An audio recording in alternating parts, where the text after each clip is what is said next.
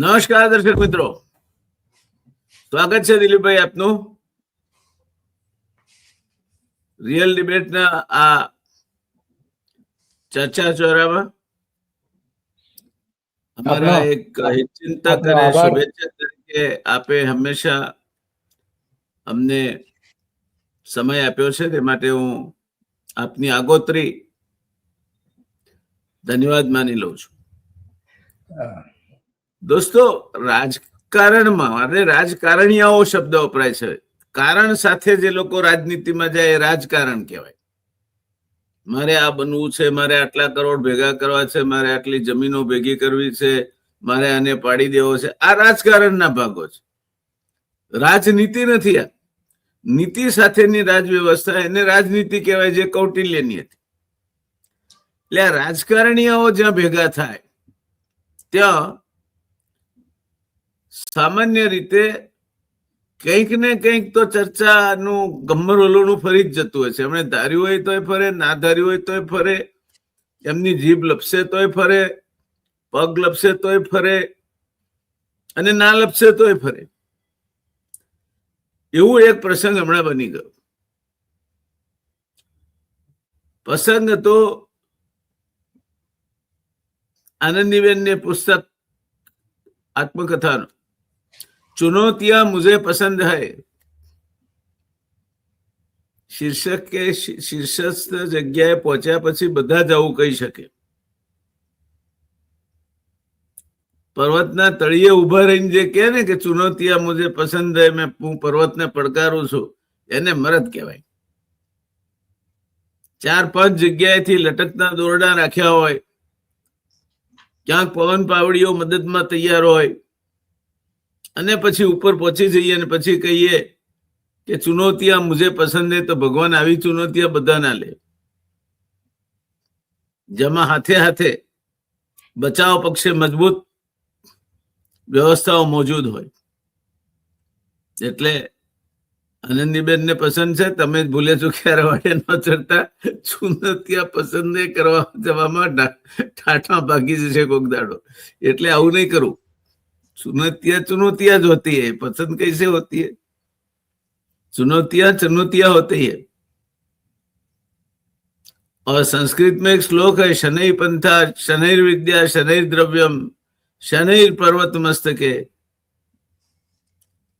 शनैर् विद्या शनैर् द्रव्यम शनैर् पर्वत मस्तके. दिलीप भाई, शनैः पंथा शनैर् कंथा पंचैते शनैः शनैः. આ પાંચે ધીરે ધીરે પામે એ સિદ્ધિ કહેવાય.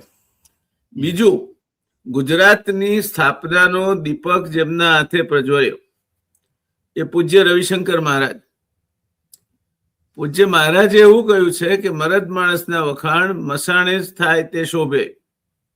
માણસ કેવો હતો કે કેવો નહીં એ એના ગયા પછી જ કેવું ઉચિત રહે. તો પોતાની હયાતીમાં પોતાની આત્મકથનનું વંચન થાય અને બધા બાપુની માફક સત્યના પ્રયોગો તો લખતા નથી. એટલે આ થયું. ગૃહમંત્રી શ્રી માનનીય અમિતભાઈ પટેલ શાહ અને ઉત્તર પ્રદેશના ગવર્નર સન્માનનીય આનંદીબેનજી પટેલ, આમ તો 2 કેમ્પ ગણાય અમદાવાદમાં. ભારતીય જનતા પાર્ટીમાં 2 ધુઆધાર મજબૂત કેમ્પ ગણાય. એક અમિતભાઈનો કેમ્પ ગણાય, એક આનંદીબેનનો કેમ્પ ગણાય. હવે એ 2 કેમ્પના વડા ભેગા થયા. ભારત પાકિસ્તાનના જે જનરલો અમુક અમુક ટાઈમે મળતા હોય છે.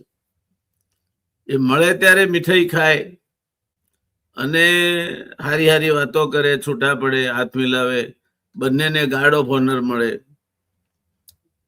પછી પાછા એકબીજાને સરહદમાં પાછા જાય એટલે ગોળાબારી શરૂ થાય. સાલું આવું તો કઈક નહીં થાય ને. એમાં બાકી રહેતું હતું તે પલિતો ચંપાણો. જાણી જોઈને કે જીભ લપસી કે ગમે તે, પણ આનંદીબેને અમિતભાઈ માટે એવું કહ્યું કે અમિતભાઈ ને ઓછા આંકવા જેવા નથી, કે જેની પાછળ પડી જાય છે એની ખો કાઢી નાખે છે. અને અમિતભાઈ ભાષણ આપી રહ્યા પછી કહ્યું, નહીં તો અમિતભાઈ પાછો જવાબ આપ્યો તેનો. પણ આનંદીબેન સુરક્ષિત ક્ષેત્રમાં હતા એટલે એમણે કહી નાખ્યું. આ બધું થયું અને મુझे चुनौतियां पसंद है मारे केવું છે, દિલીપભાઈ એ કેવું છે કે અમે चुनौतियां पसंद है क्योंकि हम वो रोज वही करते हैं. रोज પડકારો ફેંકીએ છીએ. હા, चुनौतियां के सिवा कुछ है ही नहीं हमारे पास, કશું જ નથી. હા, तो इसमें चुनौतियां पसंद है तो आपको तो पसंद है, हमें तो नापसंद है फिर भी करते हैं. तो દિલીપભાઈ આ આખી એ ઘટનાને, આપ તો વરિષ્ઠ પત્રકાર છો, વિશ્લેષક છો, ઘટનાઓની આરપાર જોવાની ધારદાર દ્રષ્ટિ આપની પાસે છે. શું આ તમને દેખાય છે? શું આમાં? મને તો કઈ આમાં રમૂજ સિવાય કઈ દેખાતું નથી. ચુનૌતિયા મુझे પસંદ હે, પડકારો આનંદીબેન ને પસંદ છે. પરંતુ અહીંયા આપણે જોઈએ છીએ કે પડકારોના બદલે અહીં તો સમાધાન કરતા જોવા મળી રહ્યા છે. મંચ ઉપર પોતાના કટ્ટર હરીફ, પોતાની સરકારને ઉથલાવી દેનાર અમિત શાહને ત્યાં બોલાવે છે, મુખ્ય મહેમાન આપણા શ્રી, અને એના હાથે આ જે પુસ્તક ને એને જે કંઈ કરવાનું હતું બધું કરાવ્યું. તો એ જે પુસ્તક જે વિષય ઉપર લખે છે કે પડકારોનો મેં હંમેશા માટે સામનો કર્યો છે, પડકારો મને ગમે છે, આ જે વાતો કરી રહ્યા છે, તો અહીંયા તો અમિત શાહને બોલાવીને તમે સમાધાન કરી રહ્યા છો કે જે આ જિંદગી આખી તમારી સામે રહ્યા છે. એટલે મૂળ જે કાર્યક્રમ છે ત્યાં જ આનંદીબેનના ચુનૌતિયા નહીં, સમાધાન પસંદ છે એવું થઈ જાય છે. કારણ કે એમને જયારે ઉઠાવી નાખ્યા, એમાં એક અંગ્રેજી કહેવત છે કે if you can't fight them join them. પણ જો એવું જ કરવું હતું તો પછી આ સુસુરીઓ શું કરવા કર્યું? તો પછી આ પુસ્તક લખાવાની ને આ ટાઇટલ આપવાની જરૂર શી હતી? નહીં, ટાઇટલ નહીં, અમિતભાઈ માટે જે ઉચ્ચારણો કર્યા એ કરવાની ક્યાં જરૂર હતી? ક્યાં જરૂર હતી? અને એ પણ જતા રહ્યા પછી, જે તમે કહ્યું એ પ્રમાણે કે અમિતભાઈ કોઈ પણ ને ઉથલાવી શકે ને કોઈ પણ ને આગળ વધારી શકે, આ બે બાબતો એને કહી હતી. ઉથલાવી શકે. હા, પણ આમાં આ જે એમણે કહ્યું ને એના અર્થ તો ઘણા બધા નીકળે છે જાનભાઈ. મારી દ્રષ્ટિએ એક જે સૌથી મહત્વનો જે અર્થ છે એ નીકળે છે કે અમિતભાઈ કોઈ પણને ઉથલાવી શકે, કોઈ પણને પાડી શકે, એમનો કહેવાનો જે મતલબ હતો. તો એની બરાબર બાજુમાં જ આપણા મુખ્યપ્રધાન બેઠા હતા ભૂપેન્દ્ર પટેલ. તો એમણે જે કહ્યું એને પોતાના માટે તો અગાઉ ભૂતકાળ થઈ ગયો હતો ને બધું પતી ગયું ને સમાધાનો પણ કરી લીધા હશે એવું માનીએ આપણે. પરંતુ એમણે જે કહ્યું એ ભૂપેન્દ્ર પટેલને લાગુ પડતું હોય એવું લાગે છે. એમના માટે કહ્યું હોય એવું પણ એનો એક અર્થઘટન આપણે મૂકી શકીએ છીએ. એટલા માટે મૂકી શકીએ છીએ કે આજ અમિત શાહે આનંદીબેનની સરકારને આખી સરકારને ઉથલાવી નાખી હતી, આખી સરકારને. અને એ પણ પોતાના જે થલતેજ ખાતેના જે બંગલો છે અમિત શાહનો, ત્યાં આખા ઓપરેશનો કરીને ભાજપના નેતાઓને એક પછી એક બોલાવીને બધાને જે કંઈ કહેવાનું હતું અંદર કહ્યું, શું કહ્યું ખબર નથી, પણ આપણે અમિત શાહને જાણીએ છીએ એને શું કહ્યું હશે. બધા નેતાઓને, સુરેન્દ્ર પટેલ થી લઈને ભાજપના જેટલા મહત્વના મોટા નેતાઓ હતા બધાને ત્યાં બોલાવેલા હતા. એ સમયે હું ત્યાં હાજર પણ હતો એના બંગલાની બહાર. 2 દિવસ સુધી મારે ફિલ્ડિંગ પણ ભરવી પડી હતી. કોણ આવે છે ને કોણ જાય છે એની ગણતરી, ને કોણ આવ્યું ને કોણ નથી આવ્યું એની ગણતરી પણ મૂકવી પડતી હતી. તો એ જે એમણે ઓપરેશન કર્યું અમિત શાહે, આપ પણ હદ કરો છો.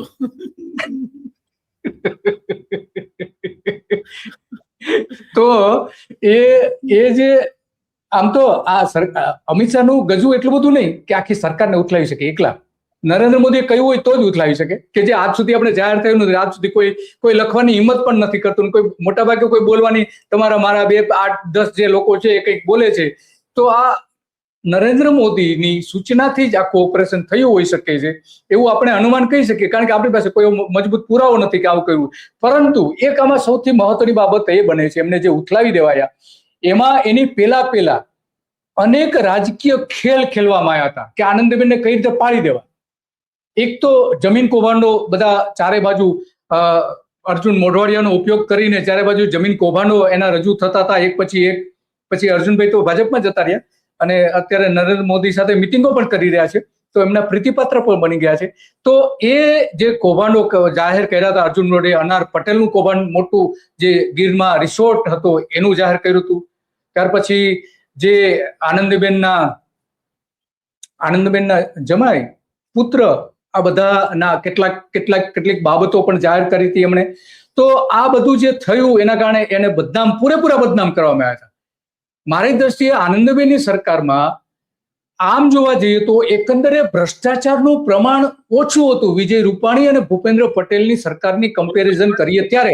હવે આપણે એ કહી શકીએ છીએ, કારણ કે અત્યારે જે બેસુમાર ભ્રષ્ટાચાર ચાલી રહ્યો છે એમાં હું આનંદીબેનનો કોઈ મોટો પ્રશંસક નથી, પણ આનંદીબેનની વહીવટી તંત્ર પર કાબુ હતો અને આનંદીબેનના સમયમાં પ્રમાણમાં બધું કાબુ હેઠળ હતું. જે થતું તે મોડ્યુલેટેડ થતું. અત્યારે ફ્રી ફોર ઓલ ચાલે છે એવું નહોતું ચાલતું. She had a firm grip on the administration. એ વાત તો માનવી પડશે આપણે. યસ, હા, વાત સાચી છે. અત્યારે તો એ રામ ભરોસે બધું ચાલે છે, ખરેખર રામ ભરોસે. મંદિર બની ગયા પછી બધું જ રામ ભરોસે ચાલી રહ્યું છે. તો રામ ભરોસે હા, તો એ આખું જે ઓપરેશન થયું એને કદાચ દાઢમાં રાખીને આનંદીબેન બોલ્યા હોય કે અમિત શાહ ધારે એને પાડી દે ને ધારે એને આગળ લાવી દે. કોને તો આગળ લાવી દીધા? બે ઉદાહરણો છે આપણી પાસે. એક વિજય રૂપાણી છે અને આ આપણા ભૂપેન્દ્રભાઈ. બંનેને આગળ લાવનાર કોણ?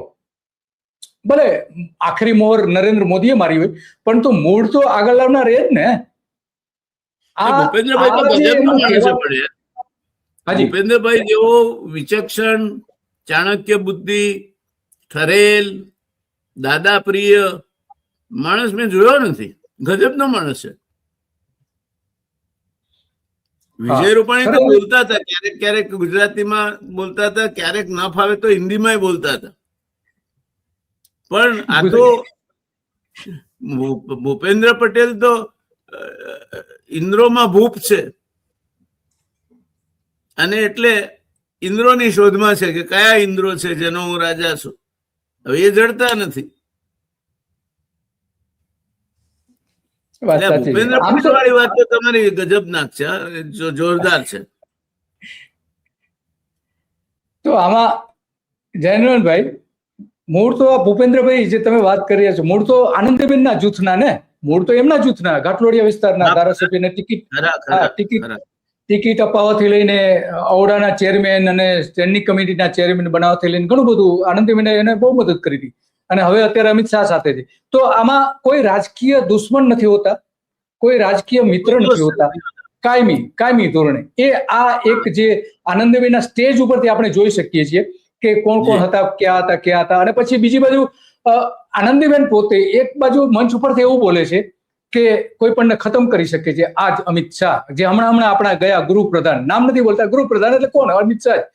તો એ એક બાજુ એવું કે છે, તો બીજી બાજુ એ જે ફેમિલી સાથે મારો વાંધો છે. અમિત શાહ ખતમ કરી શકે છે એની સાથે વાંધો નથી. He is competent and capable. પણ ચેલેન્જ ફેંકવાની બાબતમાં તો હર્ષ સંઘવીને કોઈ નથી પહોંચી શકે. એક કહેવત છે અમારે ઉત્તર ગુજરાતમાં, દિલીપભાઈ, કે ગપ્પીના ઘેર ગપ્પી આયા, ગપ્પીના ઘેર ગપ્પી આયા, બોલો ગપ્પીજી, 12 હાથનું તુંબડું ને 13 હાથનું બી, ઉર્ફે હર્ષ સંઘવી. એ દીધે જ રાખે છે, માર ઠોક જે મરજીમાં આવ્યું એ બોલે. ભલભલા ચમરબંધીને નહીં છોડીએ, દારૂ ને ક્યાંય વેચાતો હોય તો જાણ કરજો ને, બધું આમ કરી નાખીશું તેમ કરી નાખીશું. હર્ષ સંઘવી બોલ્યા જ કરે છે, ચેલેન્જો જ ફેંકતા હોય છે. ચેલેન્જ ફેંકાડે અને કરવાનું કઈ નહીં. તમે પોતે જ એને ફોટોગ્રાફ સાથે બધી ઇન્ફોર્મેશન આપી હતી, શું કર્યું? કશું જ નથી. મોકલ્યું છે, મેં વિડીયો સાથે મોકલ્યું છે. હા તો સિદ્ધપુરમાં પોલીસ ખાતાની રેમ નજર હેઠળ બપોરના 3-4 વાગ્યાના અરસામાં ગાડીનો નંબર પણ વંચાય છે. એ ગાડીમાંથી માલ ઉતરે છે અને જુદી જુદી રીતે કન્સાઇનમેન્ટો જુદી જુદી જગ્યાએ જવા માટે રવાના થઈ જાય છે. હવે આનાથી મોટો પુરાવો કયો જોઈએ તમારે? કયો હોઈ શકે? વાત સાચી છે. આવા એકની વ્યાસ સાહેબ અનેક આવા પુરાવા છે. ત્યાં સુરતમાં, હર્ષ સંઘવીના સુરતમાં ત્યાં સંજય ઈજવા કરીને સામાજિક કાર્યકર છે કે જે લોકોને કાયદાનું સારું જ્ઞાન આપે છે. એમણે ડ્રોનથી સ્ટિંગ ઓપરેશન કર્યું. જ્યાં દારૂ વેચાતો હતો, દારૂની દુકાન હતી, એ હર્ષ સંઘવીના સુરતમાં, અને એને ત્યાંના એસપીને ફોન કરીને કહ્યું કે ભાઈ આ જગ્યાએ દારૂ વેચાય છે અને હું એનું શૂટિંગ કરી રહ્યો છું. જેવો એને ફોન કર્યો, ફોનમાં પણ એ કહે છે કે તમે આ વાત લીક કરતા નહીં, પણ અહીંયા તરત જ ખબર નહીં કોણે કહ્યું, પોલીસે જ કહ્યું હોય, સ્વાભાવિક છે. તરત જ જે દારૂના અડ્ડામાંથી લોકો એમને ફ્રીલી નીકળતા હતા, ફ્રીલી જતા હતા, એ મોઢા પર રૂમાલ બાંધીને નીકળવા લાગ્યા ને દોડથી અંદરથી ટોળાઓ નીકળવા લાગ્યા એ દારૂની દુકાનમાંથી. તો આ પરિસ્થિતિ છે. તમે ભલે એ તંત્રને કહો કે મંત્રીને કહો, બધું જ સરખું છે. હર્ષ સંઘવીના પોલીસ સ્ટેશનમાં લખેલું હોય છે કે પોલીસ જનતાનો મિત્ર છે. એટલે એસપીએ જાણ કરી હોય જનતાને મિત્ર તરીકે કે હવે રૂમાલ બુમાલ બાંધીને નીકળજો, એમને એમ નહીં નીકળતા.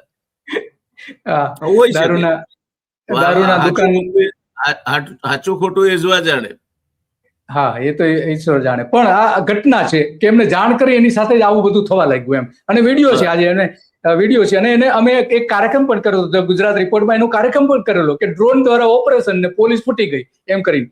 તો આવી હાલત છે જયનાભાઈ. તમે જે કહ્યું વાત સાચી છે કે આનંદીબેને જે કહ્યું કે કોઈને આગળ પણ લાવી શકે અને કોઈને પાડી પણ દે, તો હર્ષ સંઘવી એનું માટેનું શ્રેષ્ઠ ઉદાહરણ છે. ભૂપેન્દ્ર પટેલ એના માટેનું શ્રેષ્ઠ ઉદાહરણ છે. એમને આગળ કરી શક્યા, લાયકાત હોય કે ના હોય, આવડત હોય કે ના હોય, એની પર્સનાલિટી હોય કે ના હોય, પણ આ રીતે આગળ કરી શકે છે. અમિત શાહ આપણા માનનીય ગૃહપ્રધાન આપણા અમદાવાદના છે. હું એનો મતદાર છું, એટલે આપણા માનનીય છે મતદાર. હા, મતદાર. જો કે આ 2024માં મને મતદાન કરવાનો અધિકાર નહોતો, એટલે આમ તો હવે એ ચૂંટણી પૂરતી હું એમના મતદાર તો ન જ રહી શકો. હવે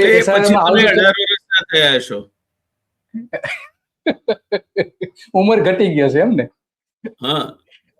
તો આવું છે. વાત સાચી છે તમારી કે શબ્દોનો અર્થ શું સમજો. નંબર 1, આનંદીબેન અને અમિતભાઈ વચ્ચે બધું સમૂહસૂત્ર થઈ ગયું છે. નંબર 2, આનંદીબેન અને અમિતભાઈ જાહેરમાં કોઈના કહેવાથી મળ્યા, એવો એકતાનો શો કર્યો. અને નંબર 3, આમ છતાં આનંદીબેને ગર્ભિત ઈશારો કરી દીધો કે છે એમ જ છે, આપણે આપણા કાર્યકરો આપણી બાજુ, આપણા ઘેટા, આપણા વાડામાં જ રહે, બીજે ક્યાંય જાય નહીં ભાઈ. એમાં વ્યાસ સાહેબ એવું છે કે આનંદીબેનનું જે જૂથ હતું એ બધું જ ખતમ કરી નાખ્યું. મોટા ભાગે બધું જ ખતમ કરી નાખ્યું. આનંદીબેનને ખતમ કરી નાખ્યા તો પછી એના જૂથના જેટલા લોકો હતા એ સાંજમાં બધા સમજી ગયા કે ભાઈ અમિતભાઈ સાથે રહેવામાં સાર છે, બેન સાથે રહેવામાં સાર નથી. તો એ બધા એક પછી એક ઉલટી મારતા ગયા. સિવાય કે જામનગરને બાદ કરતા જામનગરમાં બેન હજુ એક છે, થોડા અંદર ખાને લડે છે.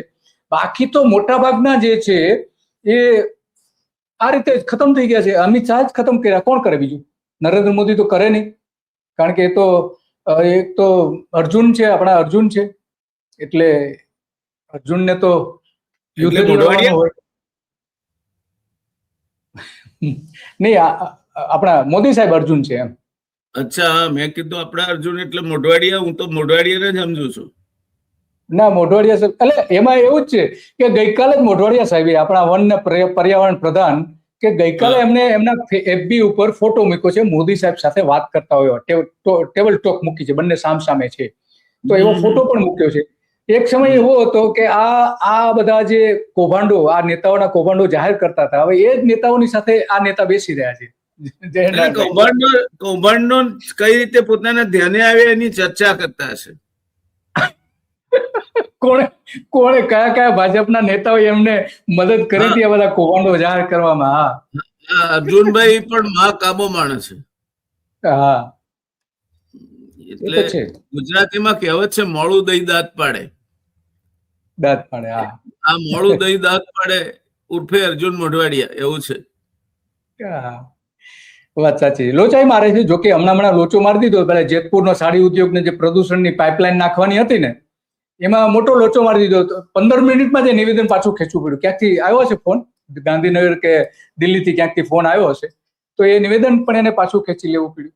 તો આ આપણા છે અર્જુન, આપણા મોદી સાહેબ અર્જુન, પાક્કા અર્જુન છે. ક્યાં નિશાન કઈ રીતે મારવું ને બરાબર જાણે છે. તો એમણે આનંદીબેન ઉપર બરાબર નિશાન મારી દીધું હતું અને ઉથલાવી દીધા. તો એમાં એટલે આ વખતે દાઢમાં બોલતા હોય એવું લાગે, સમાધાન થઈ ગયું હોય એવું પણ બને. પણ મને લાગે છે કે આમાં છે ને આનંદીબેને હવે સમાધાન કરી લીધું હોય એવું મને લાગ્યું. તમને એક ફોટો બતાવું વ્યાસ સાહેબ, કે આ આપણા આ ફોટો જો જોઈ શકો છો. આ ફોટો જે છે એ ફેમિલી ફોટો પણ લે છે પાછા બેન. હા, અને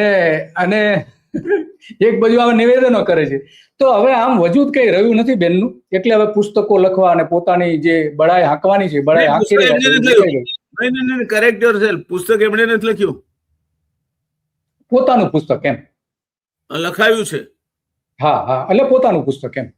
હા, એ પુસ્તક છે ને એ કોકને પાસે લખાયું છે. હા, એમનું જીવન ચરિત્ર. હા, વાત સાચી છે. પડકારોનું કે છે, પણ ખરેખર તો સૌથી મોટા પડકાર તો આપણા ડોક્ટર મફતભાઈ પટેલ ખરેખર ઝીલી રહ્યા છે. એ તો આપણે કહી શકીએ એમણે આખી જિંદગી પડકારો જ ઝીલા છે, એમાં કોઈ સવાલ નથી. તો મૂળ વાત આમાં એ છે જયનાભાઈ, કે આ જે અમિત શાહ જે કહીને ગયા અને પછી અમિત શાહ જે ગયા અને પછી બેને જે વાત કરી, એનો આ એક અર્થઘટન તો નીકળે જ છે. બીજા મારી દ્રષ્ટિએ અર્થઘટન એ નીકળે છે કે કદાચ એમનું ત્યાં યુપીનું જે લાયસન્સ હમણાં રદ થાય છે એ કદાચ રિન્યુ કરાવવા માટે પણ આપણે ગવર્નર સાહેબનું જે ગવર્નર સાહેબા બનવા માટે પણ કદાચ મોદી સાહેબને કદાચ તીર માર્યું હોય, ત્યાં પણ દિલ્હીમાં પણ તીર માર્યું હોય એવું પણ બની શકે. બે વાક્યો ઉપર મારે તમારી કોમેન્ટ જોઈએ છે.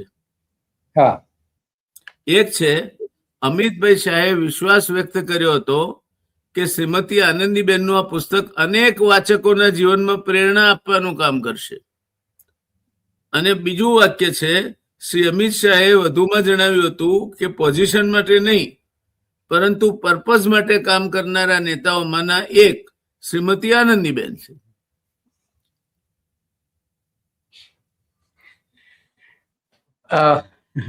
વાત સાચી છે કે આપણે અમિતભાઈ કે એ અત્યારે ભાજપમાં બ્રહ્મ વાક્ય માનવામાં આવે છે. એ જે કે એ હંમેશા માટે સાચું જ હોય છે.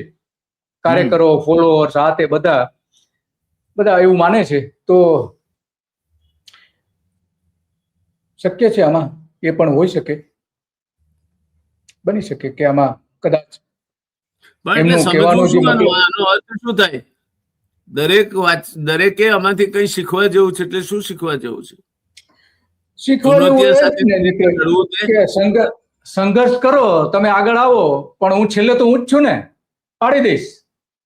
એટલે દરેકે આ જ શીખવાનું છે. આનંદીબેન લખાયું છે જે આનંદીબેને, એનો સીધો મતલબ આનો એ થઈ શકે કે જે આપણા અમિતભાઈએ જે કહ્યું કે એમાંથી શીખવા જેવું ઘણું છે. તો અલબત્ત આનંદીબેનની જે શરૂઆતની જે લાઈફ હતી, સ્ટ્રગલ વાળી લાઈફ હતી. અમદાવાદ જિલ્લામાં એક જગ્યાએ કોઈ કેશુભાઈનો કાર્યક્રમ હતો અને ત્યાં કોઈ મહિલા બોલનારા નતા, તો મફતભાઈની સાથે આનંદીબેન પણ ગયા હતા કે કાર્યક્રમમાં ભાગ લેવા માટે. પરંતુ કેશુભાઈએ કહ્યું કે કોઈ મહિલાએ તો બોલવું છે, આપણી પાસે તો કોઈ મહિલા નથી. તો મફતભાઈને કહ્યું કે બેનને કોને થોડું બોલે, આપણે એક મહિલા તો જોઈએ ને બોલનાર. આટલા બધા મહિલાઓ સામે બેઠા છે, તો આપણી પાસે મહિલા ના હોય તો ખોટું કહે. શરૂ જયારે ભાજપના થોડા ગણ્યા ગાંઠા નેતાઓ હતા, થોડા ગણ્યા ગાંઠા કાર્યકરો હતા, ત્યારે પહેલી વખત કેશુભાઈએ એને બોલવાનો આનંદીબેનને ચાન્સ આપ્યો અને બહુ સરસ રીતે બોલ્યા. અને કેશુભાઈ એટલા બધા પ્રભાવિત થઈ ગયા કે મફતભાઈ બેનને આપણે મળીએ એકાંતમાં. પછી આ ત્રણેય વચ્ચે મીટિંગ થઈ અને કેશુભાઈ એને પ્રપોઝલ મૂકી કે બેન તમે રાજકારણમાં આવી જાઓ ને, મફતભાઈ આવે તો કોઈ વાંધો નથી, ના કે મને કોઈ વાંધો નથી, ભલે રાજકારણમાં આવે તો આવતા હોય તો કોઈ વાંધો નથી. તો એમની રાજકારણની જે શરૂઆત અહીંથી થઈ હતી કે જે એક મજબૂત નેતા હતા, હા, એ નેતાને પાડી દેવા માટે આ જ આનંદીબેન અનેક ખેલ કરતા હતા. હું ઘણા પત્રકારોને જાણું છું કે કેબિનેટમાં જે ચર્ચા થતી હતી એ ચર્ચા વ્યવસ્થિત રીતે ચેનલ થ્રુ લીક કરવામાં આવતી હતી. કયા કયા ડાયલોગ, કયા મિનિસ્ટર શું બોલેલા છે એ લીક કરીને બીજા દિવસે અખબારોની હેડલાઇન બનાવવામાં આવતી હતી. તો આજ આપનું રાજકારણ છે, તમને આગળ લાવનારને તમે ખતમ કરો અને જે આગળ આવેલા છે એને પણ ખતમ કરો. એ આ અમિત શાહનું માટેનું જે આનંદીબેને જે સૂત્ર બોલેલું છે એ ભાજપમાં ખરેખર એકદમ 100% સાચું લાગે છે. આપણે જાણીએ છીએ કે આ સૂત્ર માત્ર અમિત શાહને લાગુ પડે છે એવું નથી. આ જે વાત કહી છે આનંદીબેને, એ સૌથી વધારે લાગુ જો કોઈને પડતું હોય તો એ નરેન્દ્ર મોદીનું છે. નરેન્દ્ર મોદીનું નામ નથી લઈ શકતા, પણ એવું તો એ કહે જ છે કે અમિતભાઈ નરેન્દ્ર મોદીને પણ કહી દે છે. તો આ જે આખી કવાયત થાય છે એમાં નરેન્દ્ર મોદીએ ગુજરાતમાં અનેક મહત્વના નેતાઓને આ રીતે ખતમ કરી દીધા છે. અનેક એમાં હું તમારો પણ સમાવેશ કરું છું એમાં, કારણ કે જે લોકો, હા, જે લોકો ખરેખર ગુજરાતને એક સારા પ્રોજેક્ટ્સ આપીને ગુજરાતને અનેક ક્ષેત્રોમાં આગળ લઈ જઈ શકે એવી ક્ષમતા ધરાવતા હતા, મોદીની પ્રતિભાને ઝાંખી કરી શકે એવી ક્ષમતા ધરાવતા નેતાઓ ભાજપમાં અનેક હતા, એ બધાને ખતમ કરી દીધા. તો આ અમિત શાહને લાગુ પડે છે, પણ એ કાર્યકરોને આનંદીબેન માટે કદાચ લાગુ પડે, પરંતુ હવે ગુજરાતમાં માટે જો આનંદીબેનનું સૂત્ર લાગુ કરવું હોય તો પેલું આ વાત નરેન્દ્ર મોદી માટે 100% લાગુ પડી શકે છે. જી, ટૂંકમાં સમિંગ અપ, આ પુસ્તક ઉપરથી આપ જે કોઈ રાજનીતિમાં હોય, જવા માંગતા હોય કે તીરે બેઠા તમાશો જોતા હોય, એમના માટે આપનો શું સંદેશ છે? આમાં તો એક જ, મારી દ્રષ્ટિએ તો એક જ વાત છે કે રાજનેતાઓ પુસ્તકો લખે છે, પરંતુ ખરેખર એમણે પોતે પુસ્તકો લખવાના બદલે જે એક સ્વતંત્ર રીતે જે પુસ્તકો લખી શકે એવા લોકો પાસે પોતાના વ્યક્તિત્વ અંગેની એને ઇન્ફોર્મેશન આપીને એને કે ભાઈ તમને 100% સંપૂર્ણ આઝાદી છે કે મારા વ્યક્તિત્વ, મારા કામને કઈ રીતે મૂલવવું એ લેખક તરીકે તમે નક્કી કરો. એ જો પુસ્તક લખાયેલું હોય તો મારી દ્રષ્ટિએ સૌથી શ્રેષ્ઠ પુસ્તક હોઈ શકે. બાકી આમાં જે લખાયેલી બાબતો હોય એ તો પોતાના વ્યક્તિત્વને વધારે મોટું બતાવવા માટે હોય એવું સ્વાભાવિક છે. મેં એ પુસ્તક વાંચ્યું નથી, પરંતુ આવું હોઈ શકે છે, કારણ કે ઘણા બધા રાજનેતાઓના પુસ્તકો વાંચ્યા છે, એમાં આ જ મોટા ભાગે એવું છે કે જેને પોતે લખેલું કે પોતે લખાવેલું હોય, હા, ભાડુતી લેખકો દ્વારા, તો એમાં આ જ જોવા મળે છે. પરંતુ સ્વતંત્ર રીતે જો કોઈ લખવા માંગતું હોય અને કોઈ લખેલું હોય અને એ પુસ્તકમાં આ બોધ જે નેતાઓ આપતા હતા એનું વર્ણન કરે તો આપણે સાચું માની શકીએ. બાકી પુસ્તકમાં જે વ્યક્ત કરવામાં આવે એ વ્યક્ત કરે. હું તમને એક ઉદાહરણ આપું જયનારાયણભાઈ, છેલ્લે સમપમાં એટલું કહી દઉં કે શું થતું હોય છે આવા બધા પુસ્તકોમાં. નરેન્દ્ર મોદીએ પોતાના જીવન ઉપરનું લખાણનું કામ ડોક્ટર મફતભાઈ પટેલને આપેલું કે તમે મારા જીવન ઉપર લખો. મફતભાઈ પટેલે 84 પેજ લખેલા પણ ખરા. એ 84 પેજ લખીને નરેન્દ્ર મોદી પાસે ગયા કે મેં આટલું લખાણ કરેલું છે, બીજું આગળની આપણે ચર્ચા કરીએ. તો એને કોપી ઉચકીને બાજુ પર મૂકી અને કહ્યું, જોઈ લીધું ઉપર છોલું એને તો આદત છે, અને બાજુ પર મૂકીને કહ્યું કે મફતભાઈ હવે આ પુસ્તક લેવા દો ને, કે આપ બડાઈ બહુ સારી નહીં. એનો મતલબ એ થયો કે મફતભાઈ પટેલે જે કઈ લખ્યું હતું એ સાચું લખ્યું હતું, એ નરેન્દ્ર મોદીને પસંદ નતું આવ્યું. હા, એની કોપી એની જે નકલ છે મારી પાસે આજે પણ પડેલી છે, એટલે હું આ કહી શકું છું એકદમ સ્પષ્ટ રીતે. તો આ પ્રકારનું જો લખાણ હોય, ભલે તમને પસંદ ના આવે, ભલે તમે બડાઈ માનતા હો કે ચુનૌતિયા મુજે પસંદ હે, પણ અહીંયા તમે સ્ટેજ ઉપર જ સમાધાન કરી રહ્યા છો. તો મૂળ આ વાત છે કે દર્શકોએ તટસ્થ રહીને વાંચવું, કોઈના પ્રભાવમાં આવ્યા વગર વાંચવું, એવું હું પોતે માનું છું. જી, ધન્યવાદ દિલીપભાઈ, આપે આટલો સમય આપ્યો અને આપનું છેવટનું જે વિશ્લેષણ છે એ એટલું સટીક અને સચોટ છે કે તમે ચુનૌતીની વાત કરો છો અને સામે સમાધાન રજૂ કરો છો. પરસ્પર વિરોધાભાસી ઘટનાઓ તમે એક સાથે રજૂ કરીને તમે કેન્દ્ર સ્થાને રહો છો. એ આ પુસ્તક વાંચવું કે નહીં વાંચવું એ નક્કી કરતા પહેલા સમજવા જેવું છે. આપની વાત સાથે સંમત છું. ધન્યવાદ, આપે સમય આપ્યો તે માટે. આપનો આભાર અને વાત કરતા રહીશું. Thank you.